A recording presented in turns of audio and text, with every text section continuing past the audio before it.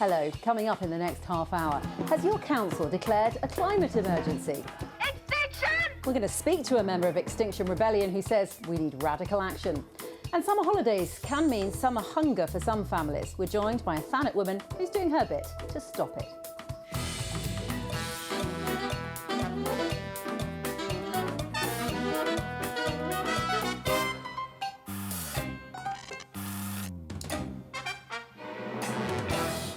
Here for the whole show this week are Labour's Constantine, a member of Kent County Council and Thanet District Council too, the Conservative MP for East Worthing and Shoreham, Tim Loughton, and joining us for the first time on the show is the new leader of Lewes District Council, Zoey Nicholson, from the Green Party.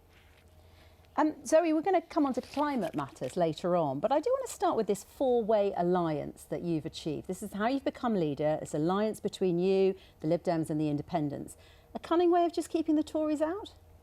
A cunning way of serving the best interests of our community, and that's why we brought it together. We feel like we know we have the majority of seats, the 22 to 19, and the last 2 months we've been working really hard to bring a shared vision together about what we could do for local people. Are you really going to rotate the leadership between the Greens and the Lib Dems every year? Absolutely, every year. That is absolutely the plan, and partly because we feel that we need to do politics in a different way, and that the idea of single lone leadership is not really a model that works for the 21st century. So how will you do the handover each year, and what will change? Yes, so in July next year I stand down, and then that will mean that we will have to all vote together. And our alliance will then support James McCleary, my Liberal Democrat colleague, and he will become leader. So I should have mentioned at the beginning, Labour is in the coalition as well. Yeah. And this is intriguing. This alliance came together after the local elections. So do you think the future then, you talked about doing politics a different way, and we'll talk about that a little bit later on as well with when we talk about the climate challenges. But is the idea that your party would reach out before elections in the future?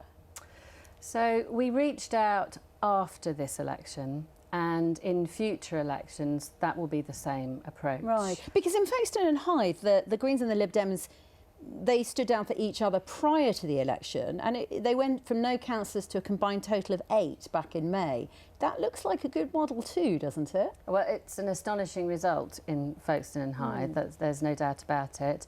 In our local area, there is really no need for us to stand down, and in fact nationally as a party we feel like we've always done the running on standing down in general elections for other colleagues, and our current approach is, come and knock on our door and we'll listen for general elections, but in local elections we won those seats. We found ourselves in a situation where we were the single largest opposition party, and we could pull together an alliance. Different rules for local and general elections, really intriguing. Stay with us, obviously. Let's bring our other guests in. Tim Loughton, next week's going to be lively. Lots of news. Every week's been lively. Well, yeah, true, fair enough. It's like a bit of a curse, actually, the liveliness of politics. Lots of musical chairs, of course, in the Cabinet. Have you been given a nudge? Are you going to be waiting by your phone if, as many expect, Boris Johnson becomes the Tory leader? I have no expectations, so I have no things to be stressed about next week. What will be, and I shall be delighted to serve whoever is the Prime Minister in whatever capacity, on the back benches, on the front benches, or whatever. You've been on the front benches before. You're still a young man in politics. Would you like to be on the front benches again? I'm now actually just above the average age of all MPs, having been below it for all these years. Yeah, I really loved when I was Children's Minister before, and I was sort of defenestrated in a rather inconvenient manner because I had lots to do, because I shadowed that job for years and years and years. So I would love to go back to do something like that. But I mean, there's nothing to stop you lobbying for it right here and now. Is that the gig? If you were to be offered a gig, would you like your old job back? I would love my old job back, absolutely, because there's lots to be done for children.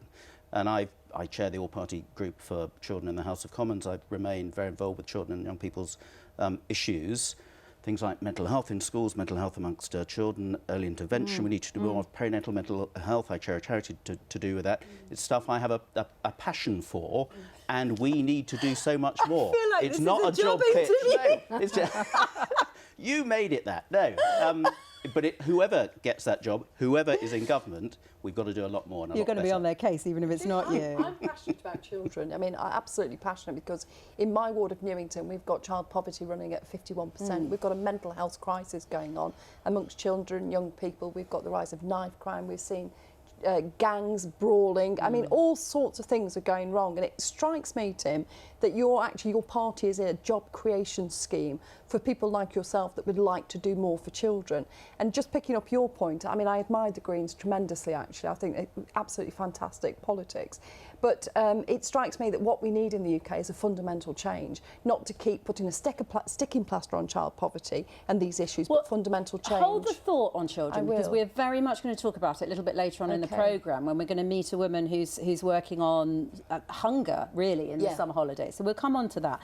Just staying for a moment with the leadership. Karen Constantine, we have to ask this question of our Labour guests when they come in. How is Jeremy Corbyn going down on the doorstep in your community? Okay. I mean, that's not ringing endorsement. No, because we're better than Boris. It has to be said. I mean, people are actually terrified of having Boris Johnson as the Prime Minister, and we're pretty scared of Jeremy Corbyn as well. We have become the laughingstock of Europe. I travelled a bit recently, and we are actually the laughingstock of Europe. You know, we're not looking forward to the traffic jams in Newark, in Ramsgate. My son lives in Newark. I'm confused. We're not looking forward to our local airport becoming a lorry park. You know, there are all sorts of things. Well, OK, let's do one question. Let me do one. We did the referendum 3 years ago, didn't we? Jeremy's reputation is standing up. He's the most attacked politician that we've ever seen. There are all sorts of smears. But actually, most of the people that I meet, to be absolutely genuine, want real change that is about equality and fairness. You brought up Brexit, you brought up Kent's roads and infrastructure, as did Newsnight in the last week, Tim Loughton. They re-evaluated that threat to Kent's roads and infrastructure of a no-deal Brexit.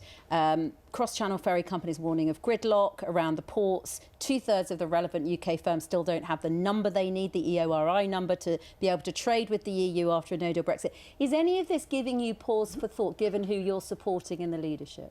No, because both candidates want to do a deal. And actually, I think the next few months are going to be crucial. And I think now things have changed so that a deal can be done. It is nobody's priority to have a no-deal situation. I think we're more prepared. But it's on the table. Everything has to be on the table, because when you start taking away options, it means why would Europe want to negotiate with us? And that has been the problem. Well, I'm fed up of hearing from too many people, particularly Labour MPs, what they don't want, what they'll vote against. I want to hear what people do want and what they actually vote to get through, because people are sick and tired of all this squabbling. They want Brexit done. And all but 7 Labour MPs have consistently voted against it. I'm going to be honest, if we do turn this into a Brexit programme, we won't be talking about children and poverty later on. And I know that that's a real passion for lots of you. So if we can, one sentence, go on, Karen. Put the deal or the no deal issue back to the people in a referendum. It will have been more than 3 years since people voted. People now know what they've got into. We had the OBR come out yesterday. Come on, you have one sentence. Say it will cost £60 billion a year. Bite your lip. Put it back to people. And 2 fingers up to democracy and 17.4 million people who thought they were voting for something the government would accept. I'm going to vote for children and poverty as our subject, and we need to save time for that. Right, there is also a good chance that you might live in an area where the council has declared a climate emergency, with Canterbury, Lewes and Crawley all voting to do so in the last week. Shelley Phelps has more. Taking to the streets to demand faster action against climate change. Extinction! This week saw the Extinction rebellion group launch what they're calling a summer uprising. The public are increasingly concerned about climate change, especially young people. No, that's why I forgot the sheet in the car. Nina and Ingrid say they've been inspired to take action closer to home. The Montessori Place students have launched a petition calling on the council to go fossil fuel free in 10 years. It was just mainly this problem and hearing about it in the news, and also all the things that Extinction Rebellion has done. We thought it would be a great way to contribute, I think, because we started on a local level. I think it's very doable to get signatures. And totally, because if people at a local level start, then it will build up until 2030. No more carbon, which would be really great. A growing number of councils have been declaring climate emergencies. in response to a report by leading scientists which called for global warming to be limited to 1.5 degrees. Wealdon District Council is set to be next. We really do have a serious problem, and not so much for us, I think, but for our grandchildren. And the council needs to take a lead. Some people say that what we're seeing from councils is just virtue signalling or jumping on the bandwagon. I'm not interested in gesture politics, and I hesitated about this recommendation on those grounds, but we have got a solid record and we want to build on that solid record.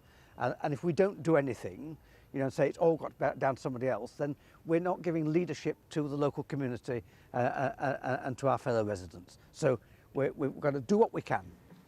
Just over half of councils in our area have declared a climate emergency. Some have committed to becoming carbon neutral by 2050, whilst others want an earlier deadline of 2030. Some say that all this talk from councils isn't being backed up with enough action. Is enough being done to cut down on car use, for example? In Wealdon, opposition councillors say more should be done to provide charge points for electric cars, which emit less greenhouse gases. The big issues facing the planet can sometimes feel beyond the power of any individual.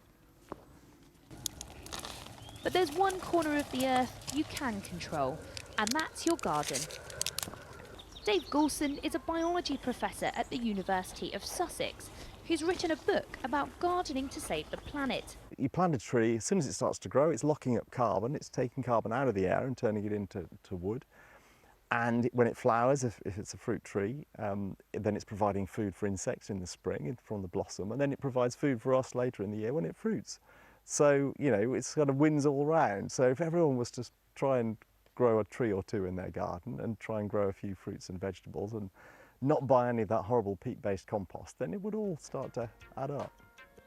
There's a limit to what councils can do, but they want to send the message that climate change isn't a problem we can just walk away from. Shelley Phelps with our report. I'm joined now by Alison Plummer. Alison is the founder member of the Brighton branch of Extinction Rebellion, the climate change campaign group. Alison, let's start with direct action. You're pro-direct action as a group, presumably as an individual. Why? Because direct action works. If you look at how we've caused change in societies, because society arguably is just a collection of ideas, and that the ideas at the moment aren't actually helping reduce climate chaos, because we've got climate chaos now. And direct action works because if you look at people like Martin Luther King or the suffragettes or all those absolutely amazing people, we were very inspired by them. And that's people on the streets, then what happens is you interrupt business as usual, because we want to interrupt business as usual. But what gives you the right to do that? Take, for instance, I know that you spent 3 days blocking the routes around Marble Arch in April. I did, yeah. Who or what authorises you, gives you the right to do that to everybody else and disrupt their lives? That's a very interesting question. Who gives anybody the right to do anything, Julia? Who decides what rights we do and don't have? And at the moment, what we feel is we've got the right to a future. As I'm sure you know, the United Nations Secretary at the end of last year, after the IPCC report, 6,000 scientists, 97% of the scientists, we've got climate chaos. And if we don't do anything, he said that we have an exponential threat to humanity. It's so serious that if we don't do anything within the next 6 months, we're headed for irreversible loops and irreversible climate change, so massive reduction in climate. Okay. Your organisation's issued a list of demands. I've read them, under the threat of disruption. But it feels like you're sidestepping democracy here. What are you doing that actually brings people along with you? Because in the end, this has got to be a democratic choice, hasn't it? For the country, for individual authorities. Absolutely. Actually, we would argue the opposite of that, because one of our proposals is about creating what we call a citizens' assembly, which is where, like jury service, people get randomly selected, so we have all the demographics, everybody represented. So you can't put your hand up and say, I want to be on it. You have to be chosen in order to ensure like the word jury service happens, where people are randomly chosen. people come onto that and then work with the science instead of working with politics, because we would argue that politics, the political system is broken. You know, it's kind of beyond politics now. And this is something that concerns all of us. And I know everybody around this table. Sorry, I need to stop. No, I want to bring in everyone around the table. Hold that thought. Zoe, one of your first acts as leader of Lewes District Council was to declare a climate emergency. What for you does that mean? And also, and I know you've been asked this already, what does it cost? So what it means is that we absolutely have to take action. So as Greta Thunberg says, our house is burning and we have to do something about it. It's on fire. And we have to get the council, well, the council has already unanimously, I would say, with our Conservative colleagues, has committed to reducing emissions to net zero by 2030, which is much further than the government's current commitment. And it means that we will, first of all, understand, well, what are our emissions as a council, because... So you've got to do that before you can even begin to cut them. Okay. So you have to measure, yeah, and then you have to benchmark, and then you have to take the action that's necessary. And I think the thing that's interesting in your film earlier on is that, you know, we have to be climate leaders and we have to be climate action leaders, but we also have to really follow through with that. And we're currently in a situation which is that in national government is removing subsidies. We subsidise fossil fuel industry by some 10 billion a year. You know, we're simply not doing enough, and that's the reason why people like Alison and many people who live in my district are joining Extinction Rebellion. So there's some serious sympathy there. You were interestingly nodding away. I don't know if that indicates approval, Tim, when Alison was talking about the Citizens' Assembly idea. I wasn't nodding at that. Oh, that wasn't what you were agreeing. Although I've been asked to go along to my local Extinction Rebellion Citizens' Assembly, which I'm doing. I'm going to a meeting with them tomorrow, and I got together with them a couple of weeks ago. And where I just take issue, because you're absolutely right, this is a common agenda now, and actually the political parties now all buy into this. My council has done the same as yours. Both Ada and Worthing councils committed to 2030 unilaterally. Everybody bought into that. So the political parties are agreeing. So we don't need direct action to try and get the political parties actually to agree and do something on this. So I spoke to my Extinction Rebellion. They were doing a die in every farmer's market in front of my street surgery, which was actually becoming a bit counterproductive because people in wheelchairs and things were not able to get through, and there were complaints. So I said to them, look, why don't we sit down and have a talk about this?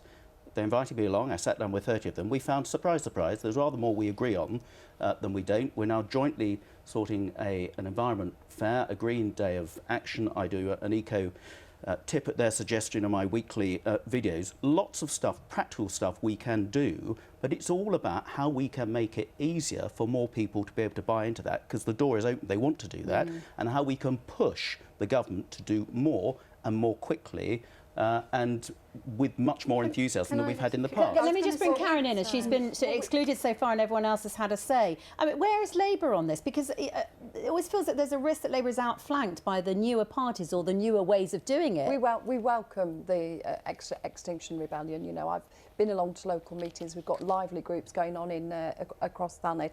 I've been across and supported the young people in Canterbury. I think it's great that they're energising and that they're on a mission and they're making sure that everybody knows about this. But where's Labour? Well, we've got our own transition plans. We've got our own targets in place. I mean, we're particularly interested in this concept of a just transition from carbon dependency for communities, for employees, etc. So there's a lot of work, a lot of good jobs that could be created in that section of society.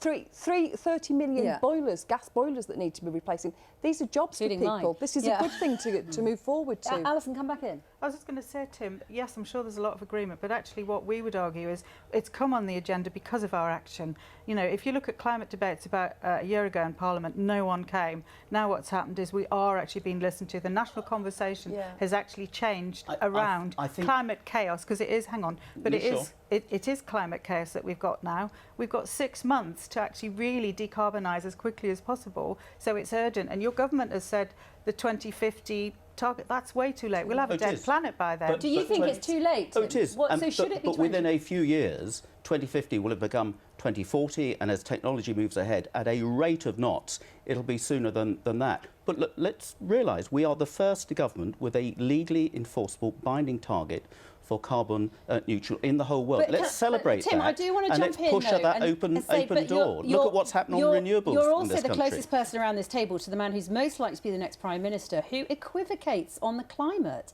Yes. Boris Johnson, he doesn't. he absolutely does equivocate Absolutely on the climate. not. So you think he's completely... I mean, this is a guy who's talked about... We produced the Conservative Environmental Network Manifesto. There's some really good stuff in this manifesto, the endorsed by Tim Boris. Loughton, He Tim contributed Loughton, to it. Professor David King, who worked with Boris Johnson as a climate expert during his time as Foreign Secretary, says that he oversaw devastating cuts in efforts to tackle climate change. Does that not concern you? What devastating cuts? But it was cuts to the attachés who are working around the world from 165 to 65. He also wrote an article in 2013 where he said he had an open mind about the encroachment of an ice age. This is at a time when the amount of global environmental work done through the International Development Department, with 0.7% commitment from us, is really doing lots to help developing countries make sure they are developing sustainably and is environmentally possible as well. Well, Boris is absolutely signed up to that. Would he push Absolutely Donald signed Trump up. on his really climate sorry, denial? Can I just ask, absolutely. would Boris Johnson push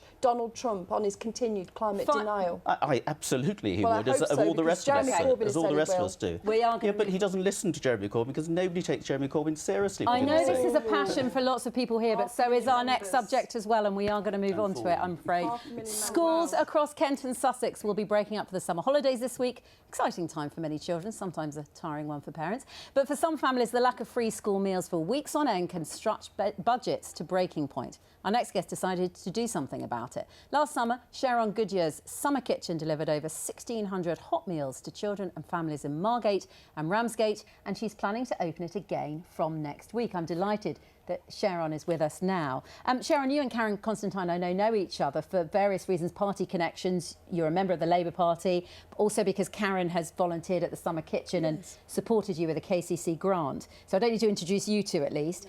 Let's start with the story of the Summer Kitchen. What inspired you to do it? Well, we've got a bus service in Thanet called The Loop. And you discuss all important matters on The Loop. Everybody does. And I was sitting on The Loop one evening and a mum was telling her children what they were going to have for tea. And this was really exciting stuff that most of the people on the Loop bus were leaning forward to hear. And she told them. And she was clearly impoverished, she was clearly worn out, but she was doing the best for her kids.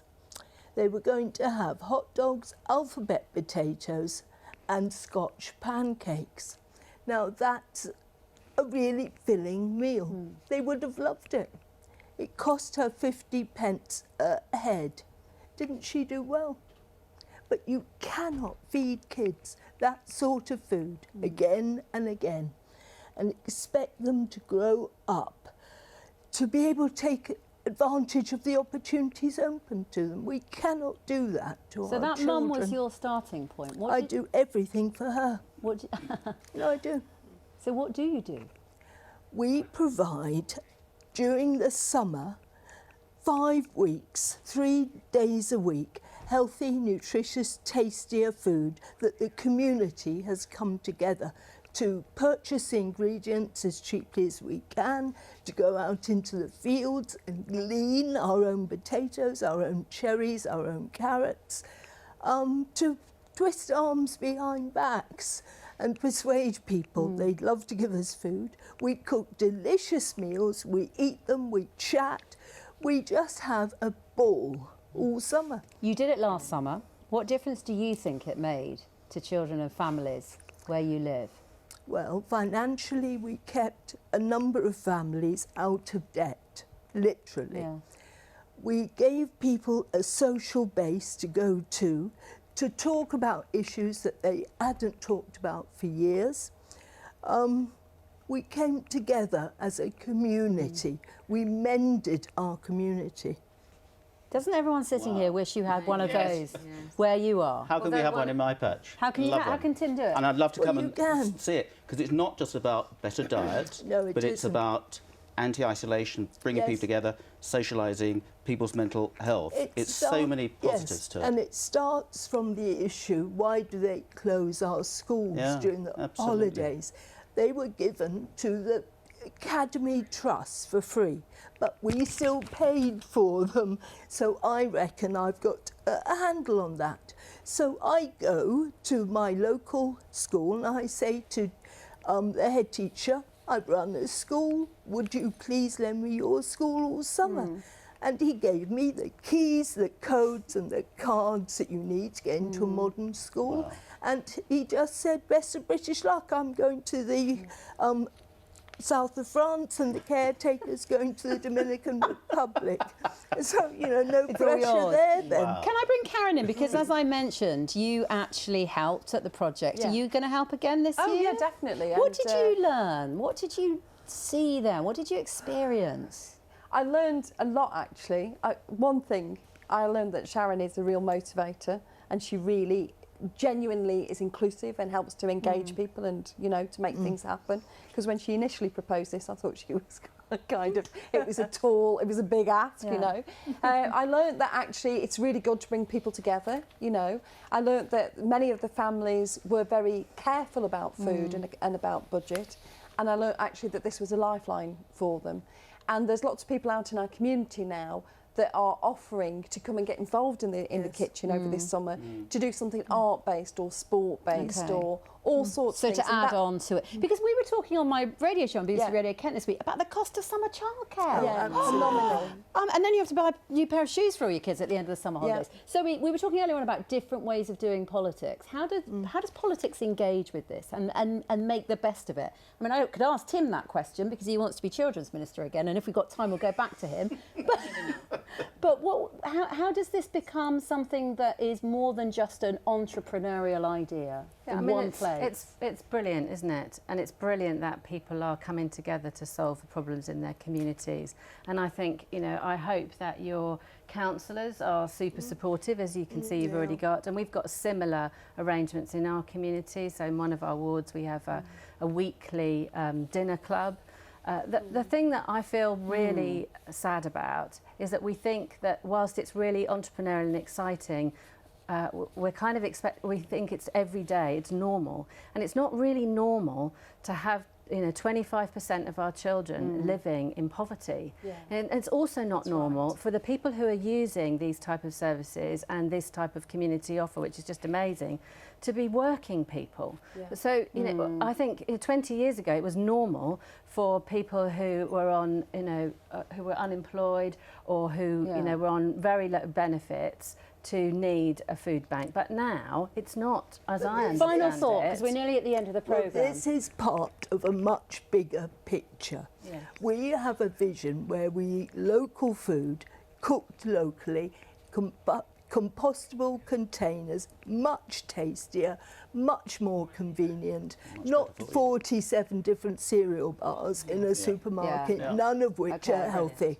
Thank you very much for coming to talk to us. Thank you to all our guests, but truly inspiring. Have a brilliant summer. That's all we've got time for. Thanks to all our guests. We're back on Sunday the 15th of September. Have a wonderful summer and thank you for watching.